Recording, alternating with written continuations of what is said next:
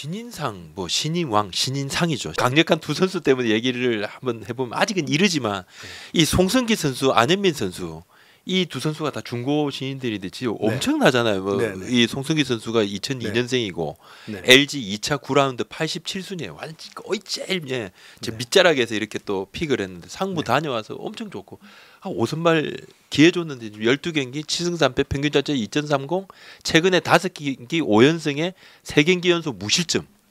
연봉은 3,600만 원. 안현민 선수는 뭐 보셨잖아요. 더 잘 아시지 않습니까? 2003년생이고 지금 타율이 지금 3할 4푼 7리고 홈런 12개에 41타점인데 그 어떻습니까? 선발 10승 아니면 타자 20홈런. 뭐 도대체 신인왕은 누가 가야 되나? 이게 신인상은 정말 어려운 숙제를 두 선수가 그냥 아주 압도적이라서 정말 어려운 숙제를 지금 이 두 선수가 남겨주고 있죠. 그런데 저도 사실은 송승기, 안현민 선수를 전혀 몰랐던 선수거든요. 진짜 전혀 몰랐습니다. 기회만 준다 해서 송승기 선수 했었고 안현민 선수는 KT도 몰랐어요. 사실. 저는 그런데 전혀 몰랐는데 너무 깜짝 놀. 두 선수 다 너무 깜짝 놀랐거든요. 근데 송승기 투수는 군 입대 이후에 지금 저렇게 변해갖고 왔다고 그러고 안현민 선수도 마찬가지입니다. 안현민 선수도 군 입대에서 취사병에 있으면서 몸을 만들어서 그렇게 왔다고 그러는데 우선 안현민 선수를 이야기를 하면 저 부산에서 방송을 하는데요. 이렇게 탁 맞았어요. 그러니까 타구가 어떻게 가냐면 이렇게 가다가 이렇게 가는 거예요. 라인 드라이브가. 그래가지고 바로 다이렉트 중앙 담장을 맞추는 거예요. 이렇게 그러니까 어떤 의미인지 알겠어. 딱 정통으로 맞았을 때 그죠? 네, 정통으로 맞았을 때 내야에 가는데도 막 흔들면서 가잖아요. 그렇듯이 그만큼 힘이 좋단 말이에요. 저 안현민 선수가. 그런데 그러면서 어제도 연타석 홈런을 때려 넣었는데요. 이게 정통으로 맞으면 이 타구 속도가 얼마나 빠른지 가늠할 수가 없어요. 무서울 정도였어요. 수비하기가. 약간 몸이 이게 막 약간 너무 근육질이니까 도미니카 공화국이 이렇게 보면 막 외국인 선수 같은 그런 느낌이 있게 들어요. 서 있는 것 자체도 이해감이 있어요. 단단한 근육질이라 가지고. 옛날 심정수 선수 생각이 났었어요. 거기에다가 그 힘이 있는데도 엉뚱하게 스윙을 한다든지 이게 아니에요. 정말 어려운 걸 스윙을 하지. 실투로 들어오는 건 다 또 변화구도 빠져서 다 잡아 때린단 말이에요. 그래서 스윙 폼은 약간 좀 그렇게 성관이 좋을 그런 스윙 폼 아니에요. 엉뚱하게 스윙하지는 않아요. 정말 이건 정말 누구나 다 스윙을 할 수 있고 어려운 거야라는 걸 하는 것이지 막 정말 택도 없는 거 저러다 가는데 스윙하고 성관이 좋다는 이야기예요. 이렇게 아니에요. 폼은 진짜 부락부락 하지만 성관이 좋다. 그러니까 힘이 좋으니까 막 뒤에 여기서 맞아도 절로 막 어제도 막 완전히 늦었는데도 이만큼 높은 거를 대단한 파괴력을 좀 보여주고 있고요. 그건 계력의 힘을 보여주고 있다 봅니다. 그래서 안현민 선수가 과연 이제 12개인데 홈런이 과연 몇 개를 때릴 것인지 정말 관심이 돼요. 근데 20개는 무조건 넘길 것 같아요. 20개는 20개 무조건 넘길 것 같습니다. 지금 이 추세로 보면 그럼 안현민 선수는 그 정도면 됐을 것 같고요. 송승기 투수는 신장은 그렇게 크지 않아요. 신장은 그렇게 크지 않는데 이게 그 본인 몸에서 나오는 파워도 안현민 선수처럼 그렇게 느껴지지 않는데 볼 끝에 힘이 굉장히 좋단 말이에요. 그러면 수직 무브먼트예요. 거기서 다양한 변화구를 투구를 해버리면서 타이밍을 뺐으니까 타자들이 그러니까 이 높이와 이 높이를 구분을 잘 못하는 것 같아요. 수직 무브먼트에서. 그러니까 높은 볼에 잘 스윙. 송승기 투수하고 상대하는 타자 가만 보십시오. 높은 볼에 헛스윙 많이 하거든요. 그러니까 이 높은 상태에서 타석에서 이 볼이 낮은 볼이냐 높은 볼이냐를 구분이 잘 안 되는 거기 때문에 그렇고 그만큼 수직 무브먼트가 좋다는 거거든요. 거기서 떨어지는 변화가 있어버리고 이러니까 어려운 거죠. 그래서 송승기 투수가 지금 안현민 선수보다 안현민 선수 중간에 합류를 했으니까요. 신인왕에 가장 아무도 시즌 초반에 갖지 않았던 송승기 투수가 신인왕 후보에 가장 앞서가는 선수가 돼 있다 이렇게 보입니다. 그러니까 군대 가기 전에 140 초중반 던지던 갔다 오니까 중후반 150을 가까이 이게 완전 다른 선수가 그러니까 제가 볼 때는 기본기가 잘 갖춰져 있는 선수들은 군대를 두려워하지 말고 빨리 가서 저렇게 놀 모델이 있으니까요. 해서 몸을 좀 만든 다음에 해도 충분하다라는 생각을 합니다. 송승기 투수와 안현민 타자의 후배 선수들이 좀 놀 모델을 삼아서 이 선수 다 젊습니다. 그러면 충분히 다른 선수도 할 수 있다는 거예요. 맘먹기에 달려서. 그러니까 지금 봤을 때는 송승기 투수가 좀 앞서가고는 있습니다. 좀 앞서가고는 있죠. 진짜 탁월한 성적이에요. 이게 거의 탑급의 성적이니까. 지금 최근에 와서 투수가 신인왕을 받는데 10승을 넘어서 신인왕 받은 선수가 지금 없습니다. 그런데 지금 또 그렇다고 신인이 20홈런을 선수가 또 신인왕을 못 받는 것도 그렇잖아요. 그래서 이게 이 두 선수가 네. 누가 부상을 당하지 않고 꾸준하게 갈 수 있느냐. 송승기 투수가 이 추세로 가서 뭐 15승을 해버린다. 그러면 뭐 송승기 투수가 15승은 완전 다른 느낌이에요. 완전히 물론 다른 또 느낌이에요. 안현민 선수가 뭐 35홈런, 그렇죠. 35년 35홈런 그러면 또 송승기 투수가 15승을 했는데 그러면 안현민 선수는 어떻게 하냐? 금방 우리 네. 박부님 말씀하신 대로 네. 결국은 35홈런 이상을 때려야 된다. 그래야 뭔가 좀 경쟁력이 있게 만약에 보여요. 15승 그다음에 30홈런이나 35홈런을 친다 그러면 총재님이 특단의 결정을 내리셔서 두 사람 하나 더 만들어. 하나 더 그것도 만들 공동 수상 그거 아니, 괜찮죠. 하나 더 만들어 줘도 돼요. 그 뭐 정말 좋은 아이디어. 이제 총재님한테 그거 좋은 뭐 아이디어예요. 제가 꼭 좋은 아이디어. 말씀을 드릴게요. 아니 저도 예, 얘기해 진짜 볼게요. 너무 안타깝다. 정말 30홈런을 때리고 송승기 투수가 15승을 했다. 이거는 정말 공동 수상해야 되는 거예요. 미국 같은 데서는 야수들이 매일 경기를 나오는 선수들이 돈을 더 많이 받잖아요. 네, 투수도 그렇죠. 선발 네. 투수들 뭐 이렇게 5일에 한 번씩 나오니까 송승기 투수는 5일에 한 번씩 나오지만 안현민 선수 이 정도는 계속 매일 경기를 나간단 네, 말이에요. 맞죠. 그것도 높이 평가를 해줘야 된단 말이에요. 그렇죠. 문호동 아이, 무임금, 무슨 윤호동 무임금이에요. 유임금. 어제 뭐 이게 KT 이제 박영현 선수 블론하고 패전 기록을 했는데 사실 이제 지금 세이브 1위입니다. 그죠? 네. 올해 지금 누가 좀 세이브 중에서는 네. 마무리 투수들 중에서는 좀 누가 제일 강하다고 보시니까 이 박영현 선수 이야기를 많이 했었거든요. 네, 초반만 해도. 네. 그러다 지금 뭐 김수현 선수 18세이브, 네. 김원중 선수도 16세이브. 예, 정혜영 16, 네. 유진욱 12, 또 조병현 12세이브, 뭐 장현식 9세이브, 주성우 9세이브, 김태견, 이호승 쭉쭉 이런데 평균 자책점은 김서현 선수하고 김원중, 조병현, 장현 선수가 1점대예요. 다른 선수들도 2점대가 많고 네. 유진욱 선수가 뭐 4점대 조금 초반입니다만 마무리 중에 누가 좀 제일 강하다고? 가장 안정감이 있는 선수는요. 네. 최근에 네. 그러니까 현 시점에서 가장 안정감이 있는 지금. 선수는 조병현 선수입니다. 조병현, 가장 안정감이 있습니다. 조병현. 볼에 지금. 힘도 있고 김서현 선수는 강력한 구위를 앞세워서 상대를 윽박지르는 그 커맨드를 가지고 하는 게 아니거든요. 공으로 그러니까 최근에 힘으로, 와서 좀 힘으로, 힘이 힘으로. 떨어지니까 이제 빠른 볼이 좀 안 통하니까 변하고 어제도 계속 변하고 삼진을 네, 잡아내는데 네, 네.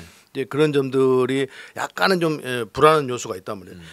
김원중 선수도 마찬가지예요. 네네네. 마무리 투수는 구종 갖고 싸우는 게 아니고 구위로 싸우는 겁니다. 그런데 마운드에 올라가서 이 포크볼 그러니까 스플리트를 너무 많이 써요. 마무리 투수는 마운드에 올라가서 이악감이 좀 있어야 돼요 상대에게. 그러면서 압박을 하고 그러다 보면 우리에게 좀 신뢰가 쌓이고 막 이러는 건데 약간 선발 투수들이 하는 것처럼 던지면 그거는 신뢰가 떨어져 버리거든요. 이악감도 주지 못하고 그런 점들이 있고 주승우 선수는 별로 나올 기회가 별로 없어가지고 뭐 그러는데 장현식 선수도 아직 뭐 많이 안 나왔으니까 세이브를 많이 안 했고 김태견 선수는 작년에 비해서 아무래도 좀 더 읽히니까 볼이 읽히니까 좀 이렇게 불안불안 모습이고 이호 선수는 이제 뭐 이렇게 출발을 그렇죠. 했으니까요. 현 시점에서는 가장 안정감 있게 가는 선수는 조병헌 선수다. 이승용 감독이 네. 그때 문승원 선수를 따로 불러서 이야기했다 그러더라고요. 커뮤니케이션을 했다 그러는데 선수 우리가 제가 좋은 이제 선수 키운 것 작년 같아요. 시즌 중간에 불펜 투수 했잖아요. 네네네. 세던맨으로 네. 그래서 제가 이승용 감독 이야기를 하면서 향후에는 저 조병헌 선수가 마무리로 가야 되는 것 아닌가 그러니까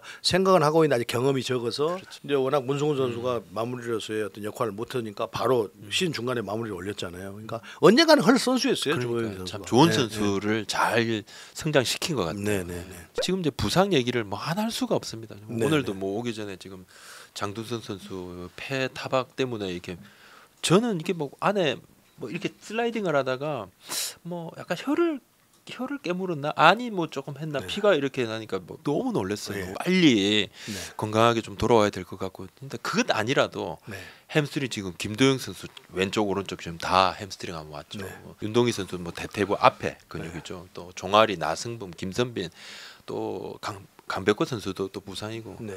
그러니까 스타 선수들도 많이 다치고 그렇지 않은 선수들도 엄청 다치고 사고 부상 같은 거 이런 거는 어쩔 수가 없지만 그렇지 않은 유독 부상 많은 시즌을 우리가 그런데 하는데, 예. 저는요 네. 이 부상을 보면서 이런 생각을 해요. 과거에는 경기 수도 적은 관계도 있겠지만 부상 선수가 이렇게 많이 나오지는 않았었거든요. 뭐 지금은 이제 경기 수가 많고 하니까 그런데 보통 우리가 이제 뛰는 것을 이야기를 하는데 요즘 선수들이 뛰는 거 잘 안 뛰려고 하거든요. 예전보다 그런데- 러닝이 줄었다. 네, 그런데 우리 선수들이 좀 착각 안 해야 되는 것이 메이저리그 같은데 우리가 그 캠프 같은 거 많이 가잖아요. 메이저리그 선수들, 마이너리그 선수들 이렇게 하는 걸 이렇게 볼 거란 말이에요. 그런데 사실은 그 선수들이 안 뛰는 게 아니에요. 다 개인적으로 엄청나게 근육에 압박을 주고 자극을 주면서 그걸 강화를 시킨단 말이에요. 지금 경기 수가 많다고 하지만 지금 반도 안 돌았잖아요. 그런데 이렇게 나온다는 것은 경기 수가 많아져서 이게 부상이 많다라고 말이 되려면 후반기 때 이렇게 나와야 되는 거예요. 그렇지. 그런데 70경기를 하지 않는 상태에서 이렇게 나왔다는 것은 제가 볼 때는 러닝 부족이다라는 생각을 해요. 본인 스스로가 과연 얼마나 어떻게 많이 훈련을 대비를 했는가라는 것을 한번 되돌아볼 필요가 있다라는 생각을 해요. 아마추어에서도 그런다잖아요. 결국은 때리는 것을 잘 때려야 돈을 많이 받고 막 좋은 대접을 받고 좋은 순보를 받는다고 하니까 수비에는 신경 안 쓰고 맨 때리는 것만 신경 쓴다는 거예요. 그와 마찬가지로 선수들이 아무래도 뛰는 건 힘들잖아요. 그러니까 안 하다 보면 거기가 계속 강화가 되고 약해지지 않잖아요. 이 햄스트링이라는 것은 오는 것이 피로도, 그다음에 날씨가 돼서 그렇게 될 수가 있거든요. 그러면 어떤 근육이 너무 팽창되어 있어가지고 어떤 가동 범위가 좀 좁아졌을 때 그러다가 이제 힘을 쓰다 보면 그렇게 되는 건데 그 힘이 떨어지고 막 이럴 때 그런다고 보면 선수들이 거기에 자극을 많이 주지 않고 대비를 하지 않고 해서 나타나는 현상일 수도 있다는 거죠. 그러니까 선수들이 좀 싫겠지만 그렇다고 선수 다 안 한다는 건 아니에요. 제 이야기가 싫겠지만 지금보다도 내가 더 한 발짝 더 뛰고 더 한 번이라도 더 뛰어야 된다라는 생각을 가지고 대비를 해야 이 부상을 줄일 수 있지 않는가 생각을 해요. 트레이너 파트의 모든 것도 과거에 비해서는 훨씬 더 시술도 좋아지고 공부도 더 많이 하는 친구들이 많이 와 있는데 부상은 훨씬 더 많이 생기고 있단 말이에요. 그러니까 기아 같은 데서 트레이너 파트를 한 번 더 재점검을 해봐야 된다고 나오는데 어쩔 수가 없잖아요. 그건 나와야 되는 거고. 그렇게 다 각 팀이 다 그렇게 좋은 시설, 좋은 그 기구를 가지고 선수들 부상 방지를 해주고 있는데 이렇게 부상이 나온다는 것은 선수들이 한 번이라도 더 뛰고 한 번이라도 더 거기에 대해 강화 훈련을 하려고 하고 해야지만이 내가 생각하지 않는 동작에서 움직였을 때 부상이 안 온다는 거죠. 부상은 정상적으로 뛰다가 오는 게 아니고 대체적으로 물론 정상적으로 뛰다도 오기도 합니다만 대체적으로 오는 것이 내가 생각하지 않는 건데 이걸 한 번 더 가야 되겠다고 확 힘주다가 팍 올라오고 막 이런 경우가 많거든요. 그러니까 보통 햄스트링 오는 선수들 보면 막 가다가 이거 살 것 같다니까 갑자기 팍 이러적 하고 뭔가 변화, 그러니까 페이스의 변화. 평상시에 거기에 그 단련이 되고 근육이 강화가 있다고 한다면 그런 경우가 좀 줄어들 거예요. 그래서 선수들이 꾸준히 그렇게 많이 한 선수들은 그렇게 하면 되는 거고 부상을 당한 선수들은 이번 기회에 그런 점들을 자신하고 싸워서 이겨야 된다는 거죠. 내 자신하고 타협하지 말고 내가 이거 힘들고 뛰기 싫은데 그래도 30m 뭐 하루에 뭐 일주일에 몇 번은 뛰어야 된다. 저는 그렇게 했었어요. 정말 나이가 먹어서 햄스트링 왔는데 자 일주일에 두세 번 항상 30m를 뭐 5번이면 5번 꼭 뛴다. 그러니까 날마다 뛸 수는 없으니까.